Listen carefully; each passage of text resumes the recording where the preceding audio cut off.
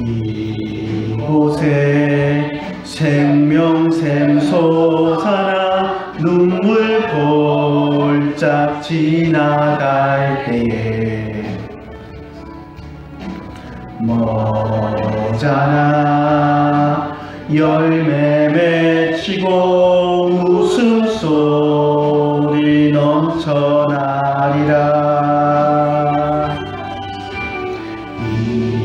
이곳에 생명샘 솟아나 눈물 골짝 지나갈 때에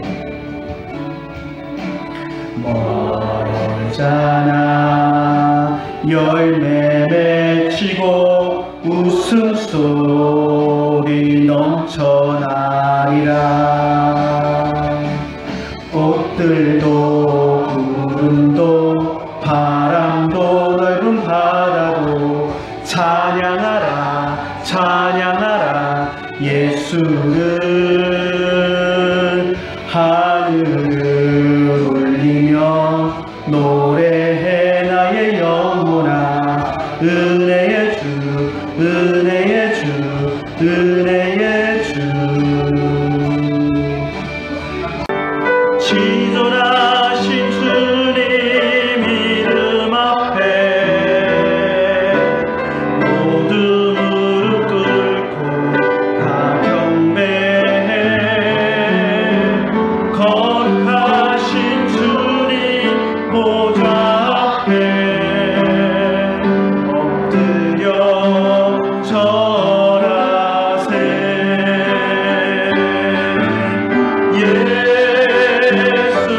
예수는 그리스도 예수는 주 하나님의 영으로 경배드리리. 예수는 그리스도 예수는 주 예수는 그리스도 예수는 주 하나님의 영으로 경배드리리. 예수는 그리스도 예수는 주 예수는 그리스도 예수는 주 하나님의 영으로 경배드리리.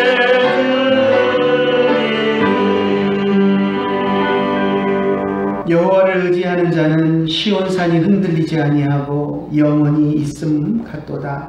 산들이 예루살렘을 두름같이 여호와께서 그의 백성을 지금부터 영원까지 두르시리로다. 아멘. 하나님 아버지 은혜를 감사합니다. 주님의 사랑 가운데서 하루하루를 살아가다가 또 거룩한 주일을 맞이하여서 우리가 주님 앞에 모여 예배할 수 있도록 인도하여 주심을 감사를 드립니다. 주님 앞에 주의 성전에 나와서 예배하는 주의 사랑하는 백성들, 또 있는 처소에서 온라인으로 하나님을 바라보며 함께 예배하는 주의 사랑하는 백성들을 하나님 이 시간 찾아가 주셔서 그 마음을 다스려 주시고 우리의 예배를 하나님 받아 주시옵소서. 예배 가운데 우리가 하나님을 만나며 하나님이 주시는 놀라운 평안을 경험할 줄 믿사옵고 우리 주 예수님의 이름으로 기도드리옵나이다. 아멘. 주 예수의 강림이 가까우니 저 천국을 얻을 자 회개하라. 주 성령도 너희를 부르시고 천사도 나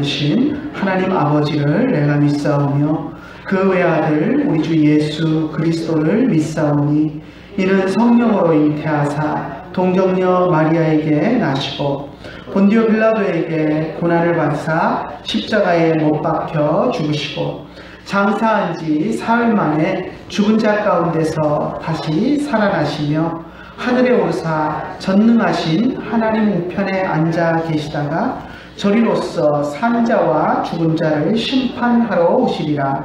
성령을 믿사오며 거룩한 공회와 성도가 서로 교통하는 것과 죄를 사하여 주시는 것과 몸이 다시 사는 것과 영원히 사는 것을 믿사옵나이다. 아멘. 주 안에 있는 나에게 난 근심이 있으랴.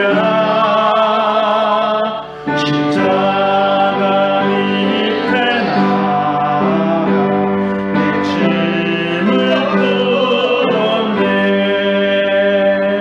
주님을 찬송하면서 할렐루야 할렐루야.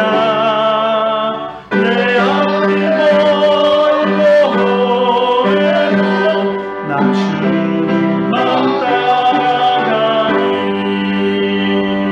그 두려움이 변하여 내 기도 되었고 전날의 한숨 변하여 내 노래 되었네.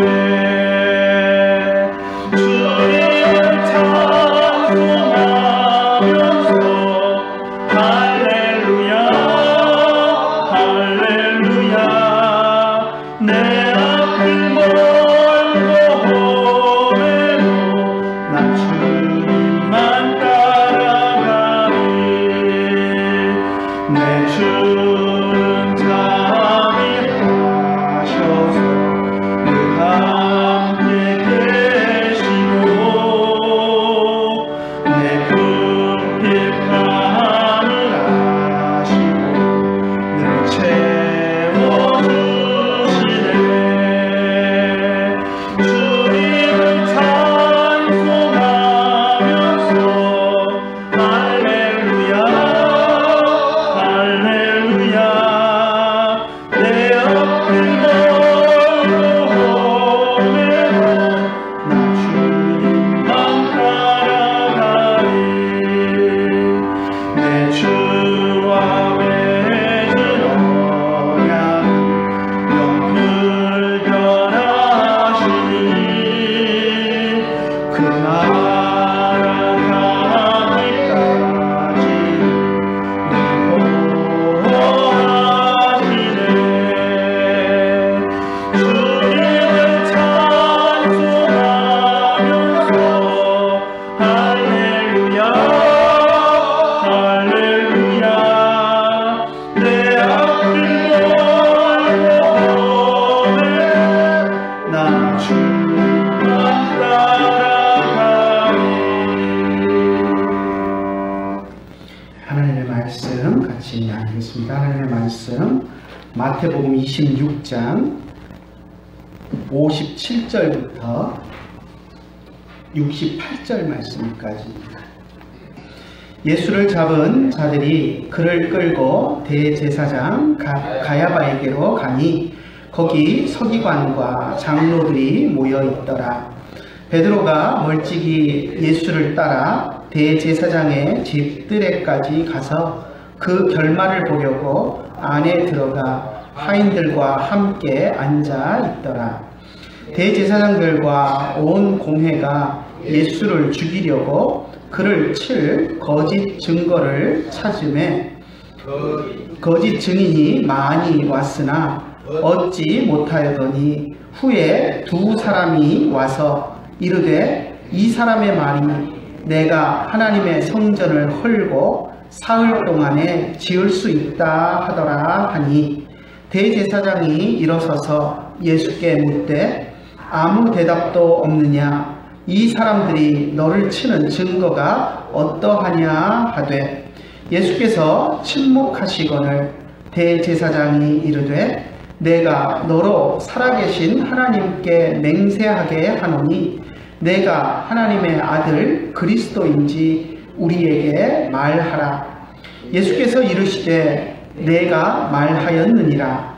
그러나 내가 너희에게 이르노니 이후에 인자가 권능의 우편에 앉아있는 것과 하늘 구름을 타고 오는 것을 너희가 보리라 하시니 이에 대제사장이 자기 옷을 찢으며 이르되 그가 신성모독하는 말을 하였으니 어찌 더 증인을 요구하리요. 보라 너희가 지금 이 신성모독하는 말을 들었도다. 너희 생각은 어떠하냐. 대답하여 이르되 그는 사형에 해당하니라 하고 이에 예수의 얼굴에 침뱉으며 주먹으로 치고 어떤 사람은 손바닥으로 때리며 이르되 그리스도야 우리에게 선지자 노릇을 하라. 너를 친 자가 누구냐 하더라. 아멘. 오늘 우리가 읽은 본문 말씀을 가지고 함량미달의 공회원들이라는 제목을 붙여보았습니다.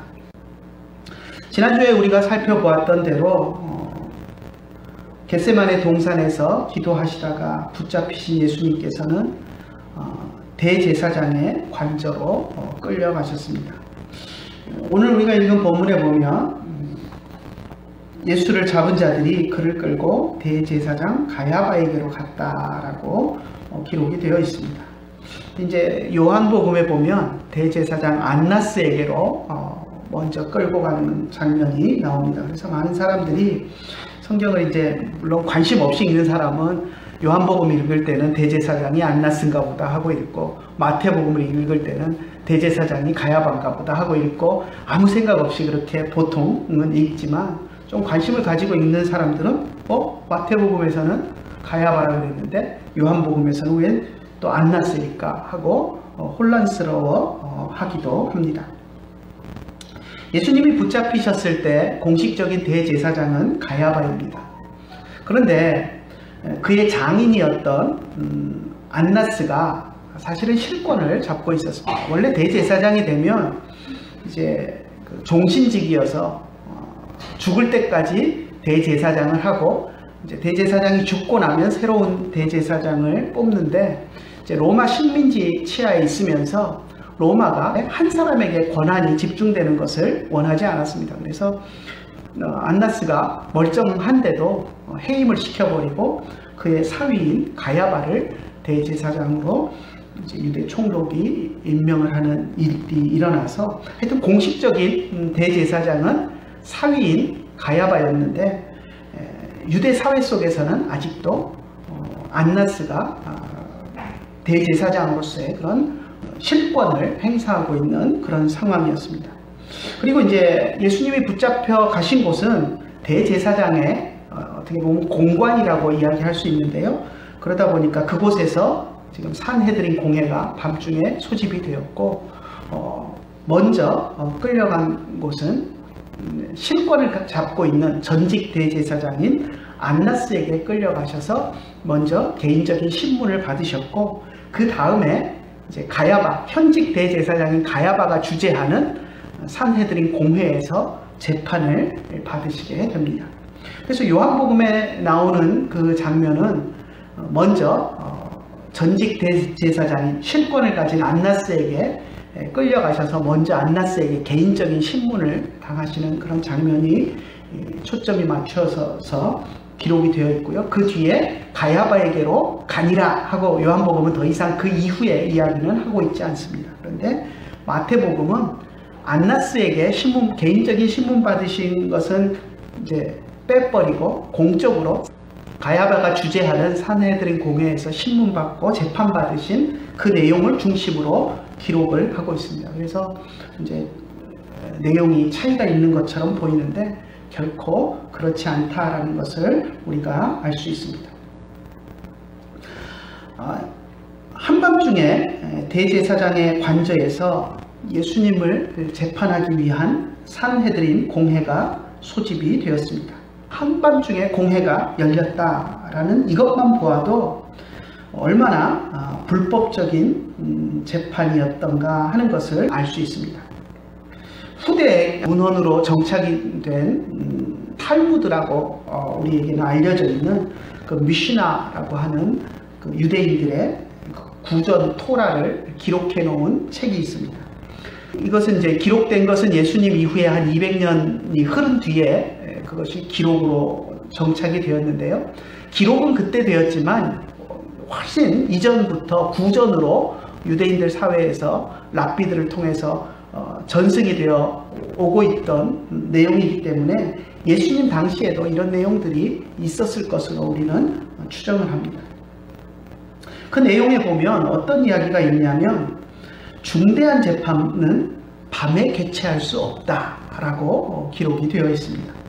그러니까 유대 구전 율법 가운데에도 정말 중요한 재판은 밤에 한밤중에 기습적으로 모여서 재판할 수 없다라고 되어 있는데 그들은 지금 예수님을 때려잡기 위해서 한밤중에 예수님을 먼저 잡아다 놓고 긴급하게 불법적인 재판을 여는 것입니다.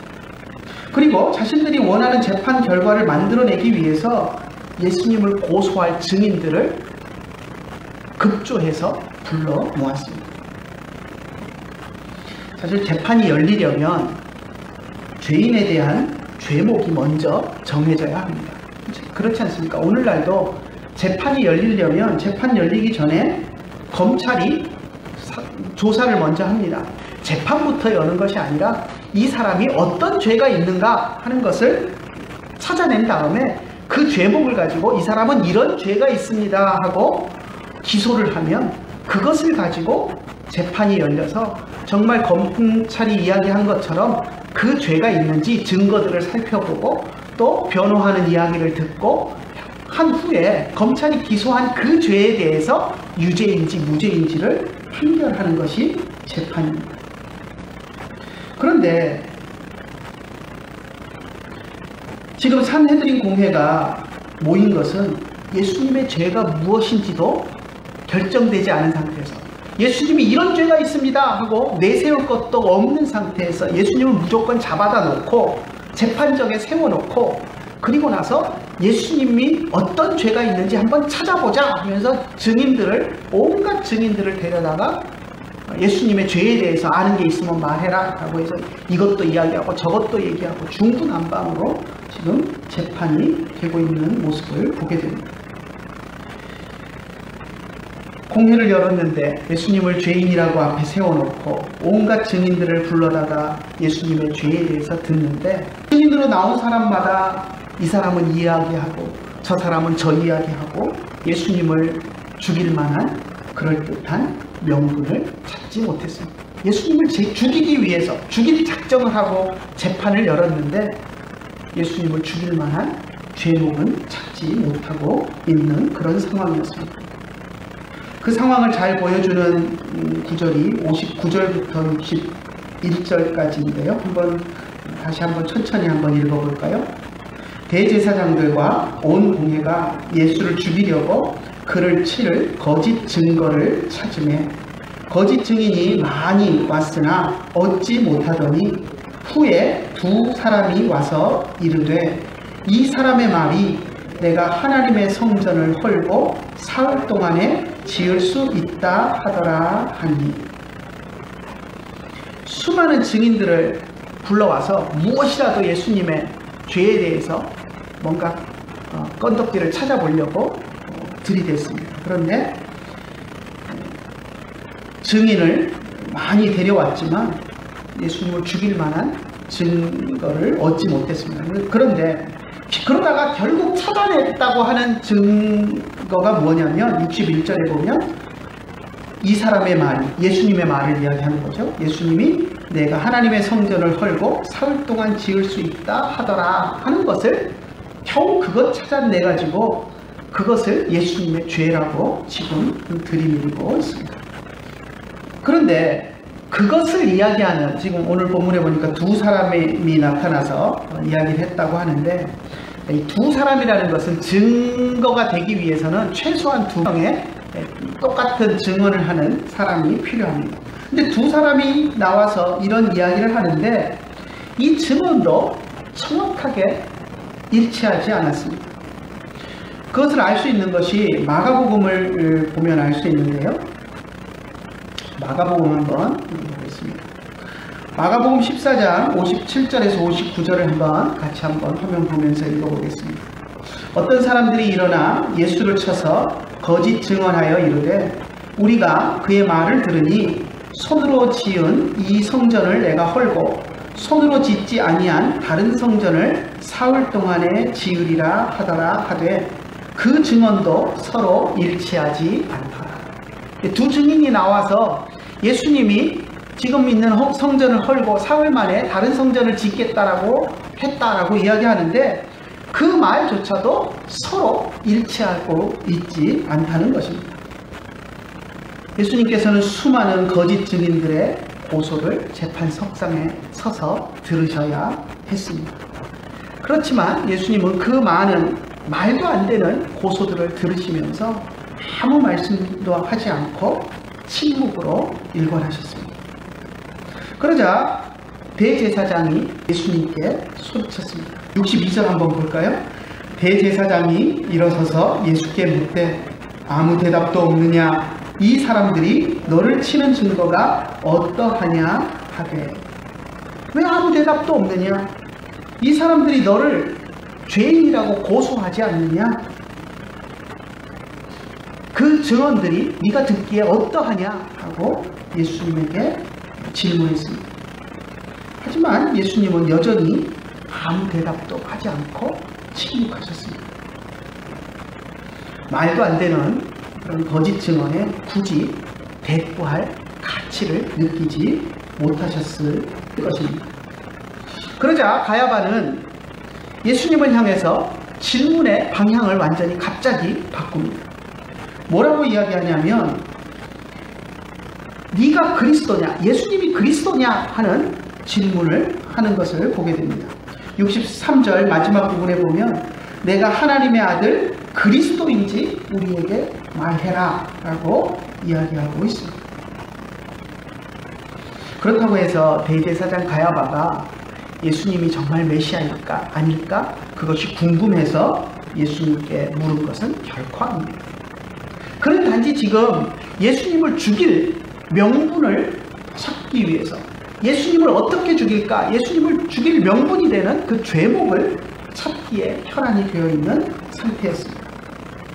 만약 예수님이 내가 그리스도다 라고 스스로 이야기한다면 로마 총독에게 예수가 유대인의 왕이 되려고 했다라고 하는 명분을 내세워서 반역죄로 고발할 수 있고 그러면 로마로부터 사형 언도를 받아낼 수 있기 때문에 지금 그러한 계산 속에서 이런 질문을 하고 있는 것입니다. 지금 유대인들이 공회를 열어서 예수님을 재판하고 있지만 이제 조금 뒤에 보면 재판 마지막에 사형에 해당한다 라고 하면서 아우성을 치는 모습을 볼 수 있지만 그들에게는 사형의 권한이 없었습니다. 그들을 식민 지배하고 있는 로마 제국에서 유대인들에게 자치권을 어느 정도 허락은 했지만 죄인에 대해서 사형권을 부여할 수 있는 그런 권한을 주지 않았습니다. 그래서 재판을 하더라도 사형을 시키기 위해서는 로마 총독이 관할하는 로마 재판부에서 재판을 받아야만 사형을 시킬 수 있도록 해놓았기 때문에 그들이 지금 필요한 것은 로마 총독에게 가서 이런 죄로 이 사람은 사형이 필요합니다 라고 할 그 죄목을 찾기 위해서 재판을 열고 있는 것입니다.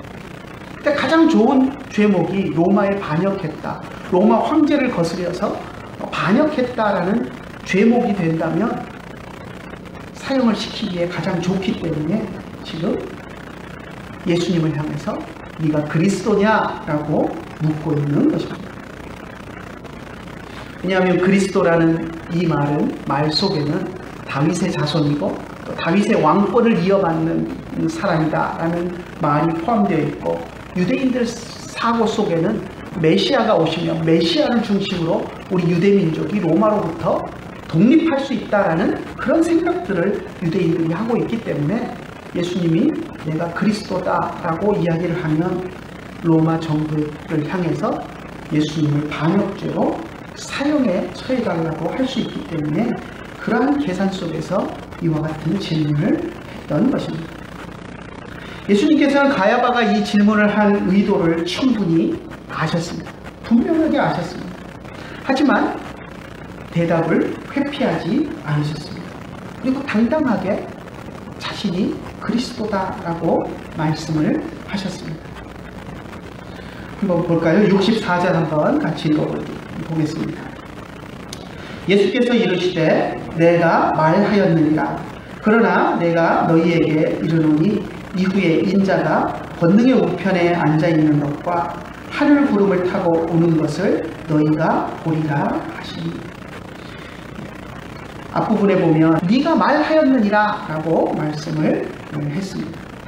이것은 가야바가, 대제사장 가야바가 네가 그리스도냐? 라고 물은 것에 대해서 네가 지금 나에게 그리스도냐? 라고 물었는데 네 입에서 나온 그 말 그대로 나는 그리스도가 맞다. 내가 그리스도다. 라고 하는 대답을 하고 계시는 것입니다.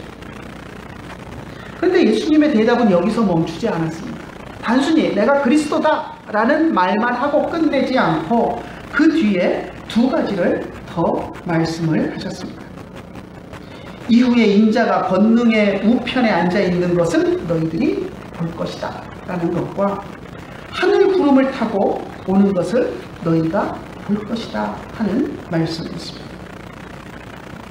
예수님의 대답에는 이 두 가지가 포함이 되어 있는데요.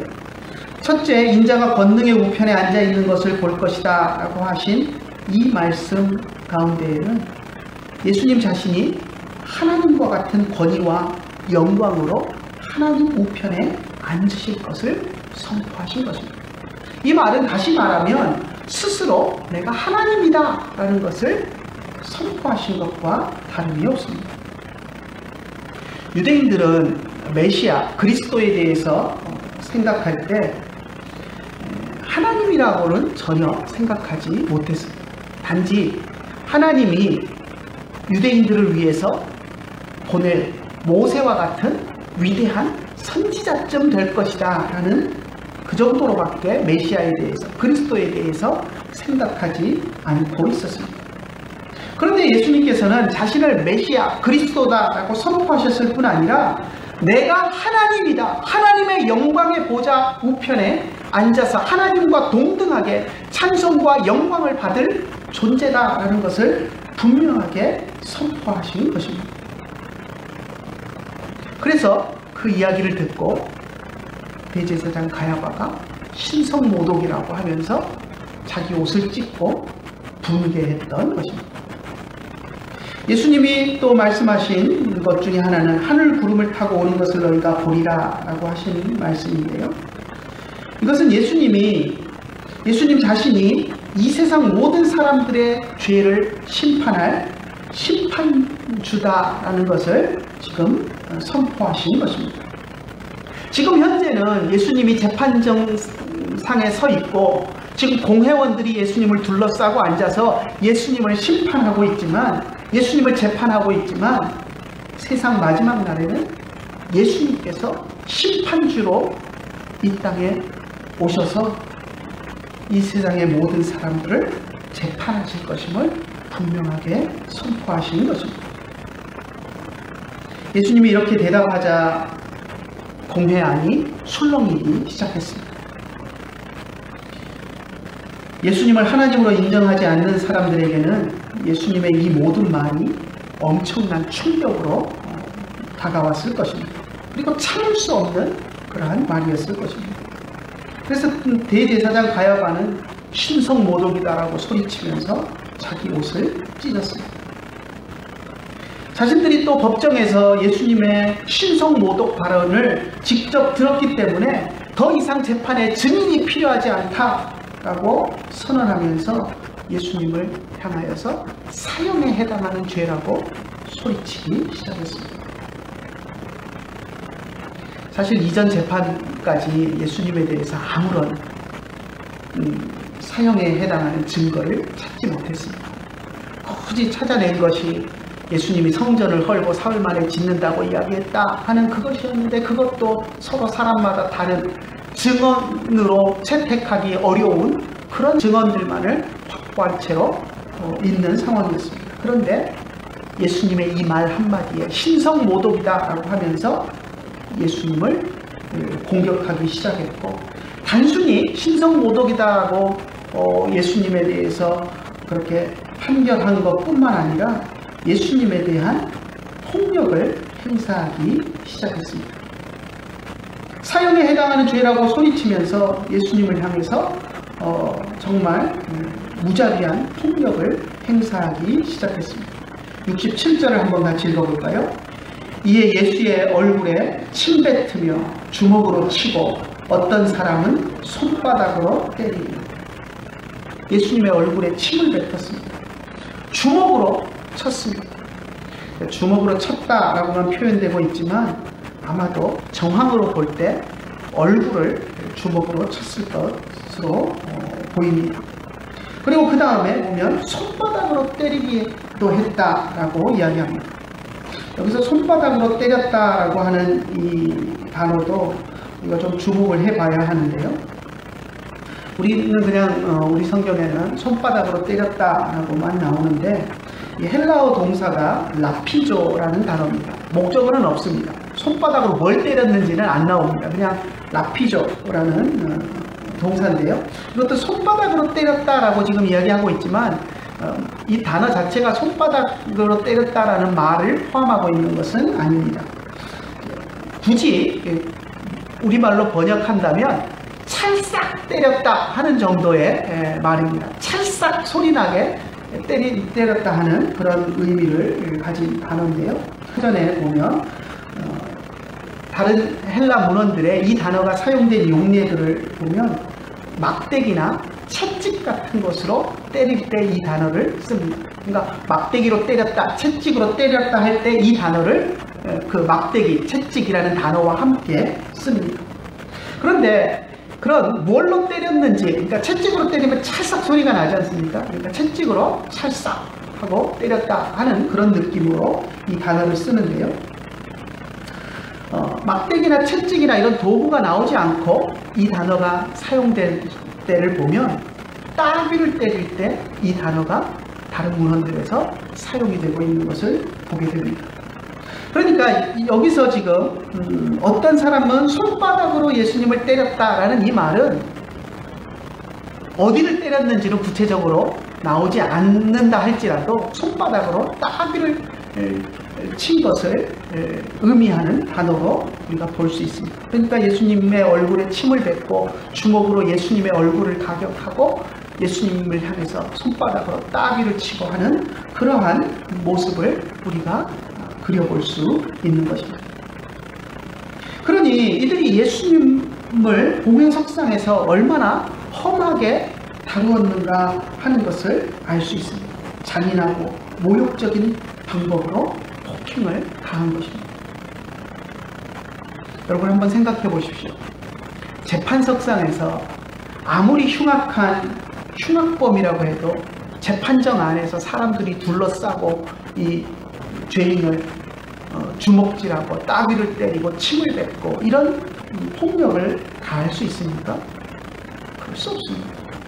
재판에 유죄가 선고되었고 벌을 받아야 한다면 정해진 합법적인 절차를 통해서 그 벌이 정당하게 집행되어야 하지, 이런 나쁜 놈 하면서 재판정에서 둘러싸고 주먹들 날리고 따귀를 때리고 침을 뱉고 짓밟고 하는 이런 일들이 이루어져서는 안 되는 것입니다.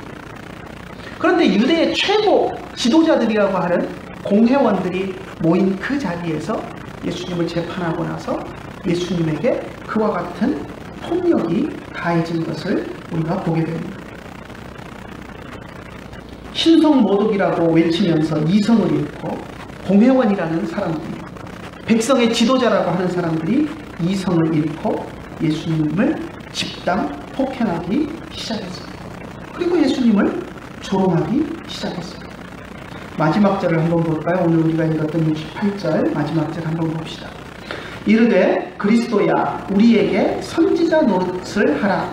너를 친 자가 누구냐 하라. 우리 어렸을 때 했던 놀이 가운데 이렇게 술래에게 눈을 감게 하고, 여러분도 아마 그런 게임을 해보셨을 겁니다. 목을 이렇게 내밀게 하고 목 뒤에 손가락으로 콕 찌릅니다.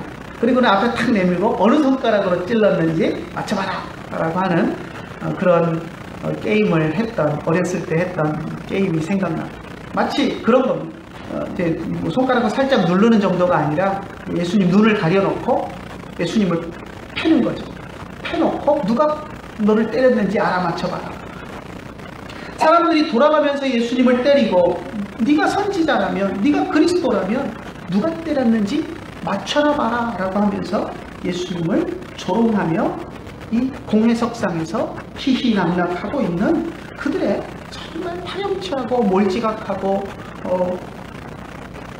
그런 매너 없는 그런 모습을 우리가 보게 되는 것입니다. 이것이 그 밤에 모인 산헤드린 공회원들의 인격적인 수준을 그대로 드러내주는 장면입니다. 한마디로 이야기해서 오늘 제목을 붙인 것처럼 함량 미달의 공회원들, 조금이라도 인격적으로 존경받을 만한 구석이 있는 사람들이라면 정말 자기들이 잘못 모르고 무지해서 죄 없는 예수님을 죄인이라고 몰아갈 수는 있다고 할지라도 재판석상에서 그렇게 죄인을 세워놓고 조롱하고 비겁한 이와 같은 행동들을 하지는 않았을 것입니다. 예수님께서는 대제사장들과 공회원들을 향해서 자신이 하늘 보좌 우편에 앉을 것과 세상 마지막 날 구름을 타고 오실 것을 말씀하시면서 그 뒤에 붙였던 말씀이 있었습니다. 뭐라고? 64절 마지막에 보면 너희가 보리라 라는 말씀이었습니다. 너희가 분명히 나중에 내가 하나님 보좌 우편 영광의 자리에 앉아있는 그것을 너희 눈으로 분명하게 보게 될 것이다. 그리고 내가 세상 마지막 날에 세상을 심판할 재림주요 심판주로 오는 것을 너희가 분명히 볼 것이다 라고 말씀을 하셨었습니다. 이것은 그때 그들이 예수님의 위엄과 능력을 보고 뒤늦게 자신들의 잘못된 행동에 대해서 후회하게 될 것임을 분명하게 말씀하신 것이었습니다. 지금 그들이, 공회원들이 예수님을 하나님으로 인정하기 싫어서 신성모독이다 라고 붕괴하고 있지만 세상 마지막 날에 그들이 하나님의 심판대 앞에 섰을 때 그들이 그토록 미워하던 예수님이 하나님 보좌 우편에서 하나님과 동일한 영광으로 앉아 계시는 것을 본다면 그들의 마음이 어떨까요? 지금은 그들이 예수님을 재판하고 있지만 이제 세상 마지막 때 상황이 뒤바뀌어서 예수님이 재판석에 앉으시고 그들이 죄인의 신분으로 마지막 최후의 심판대 앞에 섰을 때 그들의 마음은 어떤 마음을 가지게 될까요? 아마 자신들의 어리석음과 악함을 깨닫고 후회하게 될 것입니다. 하지만 그때 가서 후회해 본들 아무런 의미가 없습니다. 지금 자신들이 세상에서 누리고 있는 작은 기득권에 눈이 멀어서 자기들이 누리고 있는 그러한 기득권을 지키기 위해서 자기들의 종교 지도자로서의 그런 자리를 예수님에게 혹시라도 빼앗길까봐 두려워서 예수님을 모함하고 정죄하고 예수님을 죽이기 위해서 혈안되어 있는 그들의 그러한 잘못된 마음들이 그때 가서 후회한다고 무슨 의미가 있겠습니까? 눈이 멀어서 하나님의 아들을 알아보지 못하고 조롱하고 멸시한 그것은 참으로 어리석기 짝이 없는 그러한 행동입니다. 그리고 그분을 십자가에 못 박아 죽인 것은 결코 용서받을 수 없는 죄악이기 때문에 그들이 심판대 앞에서 뒤늦게 그것을 깨달아 보아야 아무런 의미가 없는 것입니다. 오늘 이 함량 미달의 공회원들의 모습을 보면서 우리들도 그것을 명심해야 합니다. 만약 우리가 지금 행하고 있는 악한 행동들이나 부끄럽고 어리석은 그런 행동들이 있다면 지금 돌이켜야 합니다.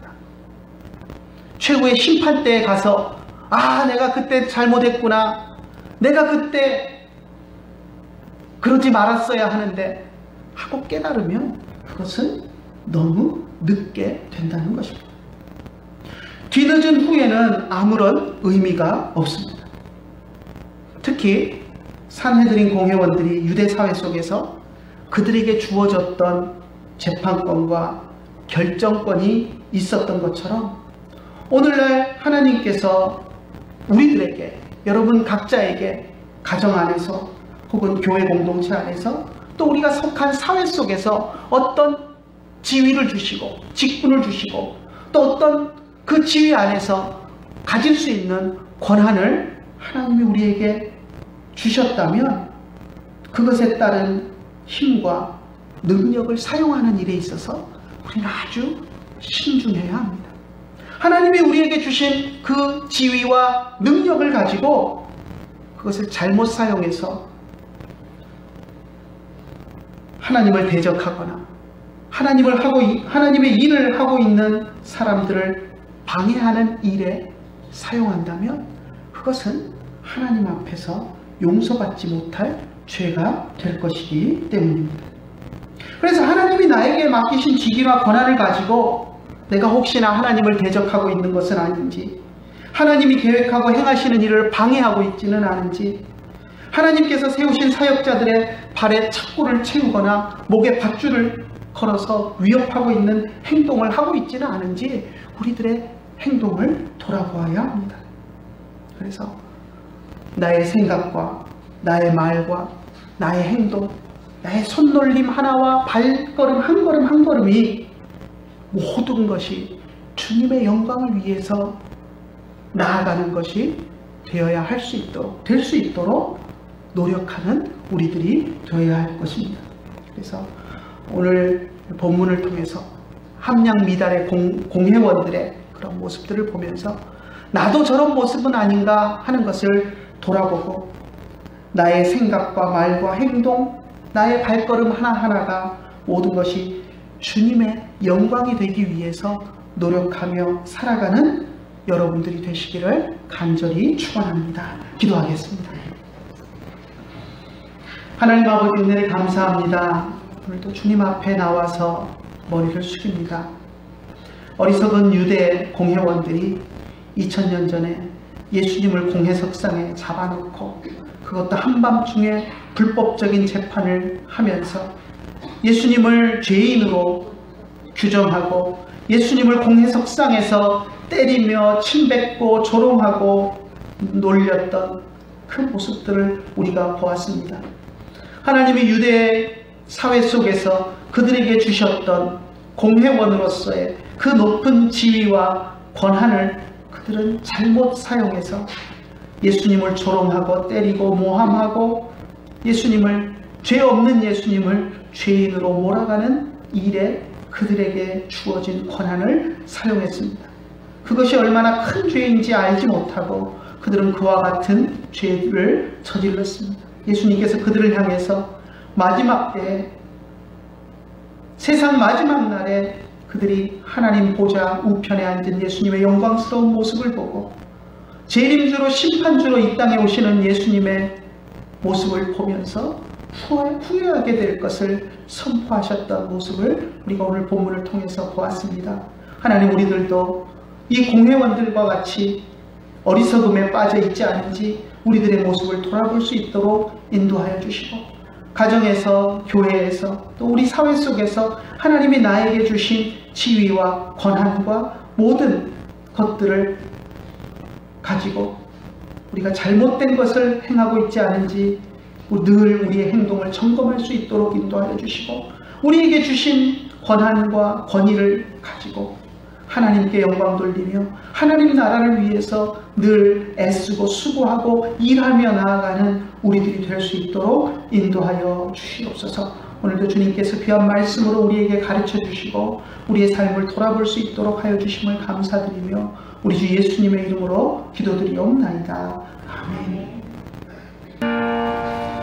주님의 마음을 본받는 자, 그 맘에 평강이 찾아오는 험악한 세상을 이기리 하늘로부터 임함이로다. 주님의 마음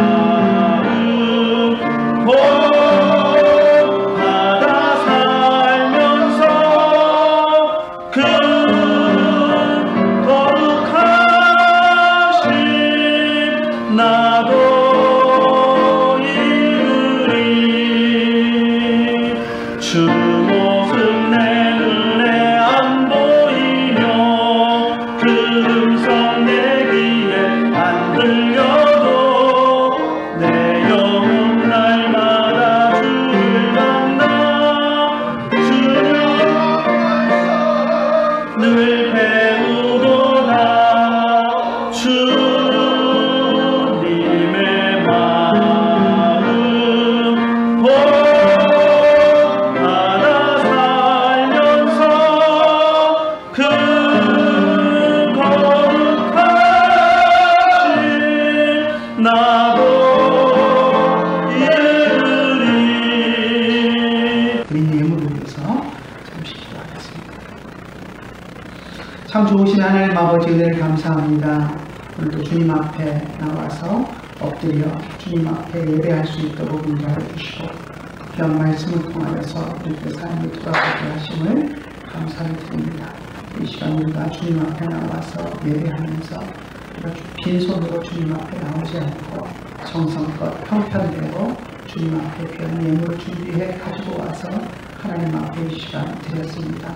드린 예물을 주님 기꺼이 흥양하며 받아주시고 기쁜 마음으로 받아주시며 또 드린 손길들마다 놀라운 복으로 채워주셔서 이 예물이 하나님 나라를 위해서 아름답게 사용되어지고 또 드린 손길들 위에 하나님이 내려주시는 복을 우리가 보며 또 하나님을 찬송할 수 있도록 인도하여 주시옵소서.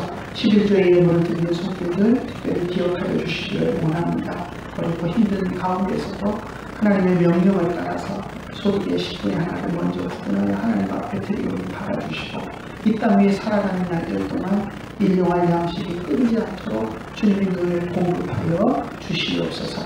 감사의 예물을 드리는 손길들 기억하여 주시고 우리의 삶 속에서 감사의 제목들이 끊이지 않도록 우리의 삶을 늘 주관하시며 인도하여 주시옵소서.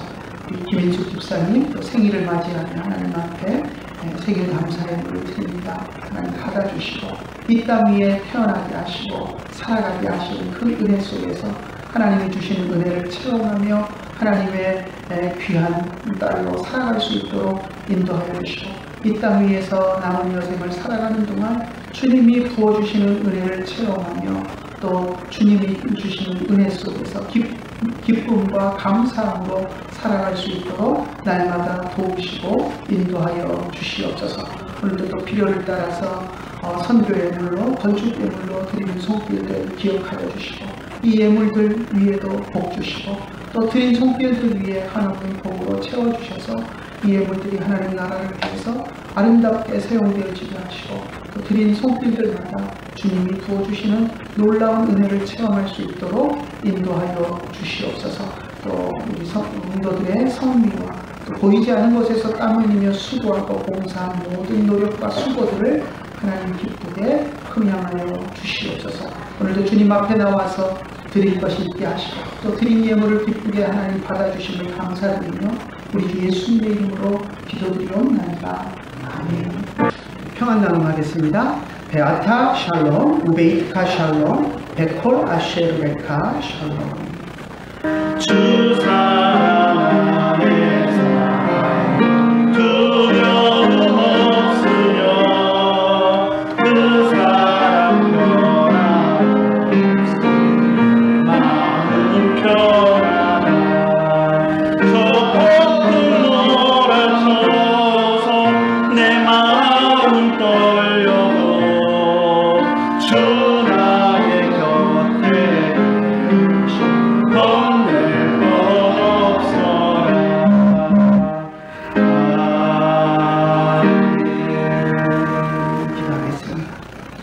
이제는 우리 주 예수 그리스도의 크신 은혜와 하나님 아버지의 극진하신 사랑과 성령님의 감화하시고 감동하시고 우리 가운데 교통하심이 이제 주님 앞에 나와서 예배하며 우리의 마음을 주님께 드리고 주님이 주시는 우리에게 주신 은혜와 권한을 이용해서 하나님만을 찬송하며 살아가기를 원하는 주의 사랑하는 자녀들 머리 위에 이제로부터 영원토록 함께 계실지어다.